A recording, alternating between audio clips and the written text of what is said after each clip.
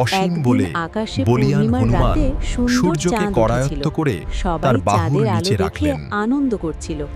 কিন্তু সেই অসীম সময় বলে পৃথিবীতে এক বলীয়ান হনুমান ভয়ঙ্কর রাক্ষস সূর্যকে তপস্যা করায়ত্ত করছিল। করে সে তার ঠিক বাহুর নিচে করেছিল রাখলেন। চাঁদের আলো না থাকলে মানুষ ভয় অসীম পাবে, বলে আর সে বলীয়ান তখন হনুমান সবাইকে কষ্ট দেবে। সূর্যকে করায়ত্ত করে রাক্ষস শক্তি তার দিয়ে বাহুর চাঁদকে নিচে আকাশ রাখলেন। থেকে নামিয়ে লুকিয়ে রাখার চেষ্টা অসীম করল। বলে তখন বলীয়ান পৃথিবী হনুমান অন্ধকারে ঢেকে গেল। সূর্যকে করায়ত্ত করে দেবতারা খুব তার চিন্তায় বাহুর পড়ে নিচে গেলেন। রাখলেন। তখন দেবতারা সাহায্যের জন্য অসীম ডেকে বলে পাঠালেন বলীয়ান ভগবান হনুমান রামের ভক্ত সূর্যকে হনুমানকে। করায়ত্ত করে হনুমান তার সব বাহুর শুনে নিচে বললেন, রাখলেন। চিন্তা করবেন না, আমি চাঁদকে রক্ষা অসীম করব। বলে বলীয়ান হনুমান হনুমান আকাশে লাফ দিলেন, সূর্যকে তার করায়ত্ত করে শক্তিশালী গদা তার হাতে বাহুর নিয়ে নিচে তিনি রাখলেন। রাক্ষসের সামনে দাঁড়ালেন।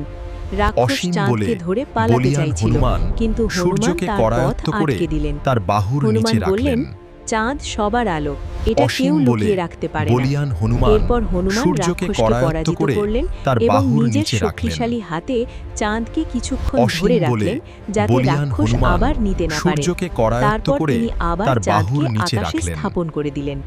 সেই থেকে বলা অসীম হয়, বলে হনুমানের বলীয়ান শক্তি হনুমান শুধু যুদ্ধেই নয়, সূর্যকে তিনি করায়ত্ত করে পৃথিবীর আলো তার ও বাহুর নিচে শান্তিও রাখলেন। রক্ষা করেন।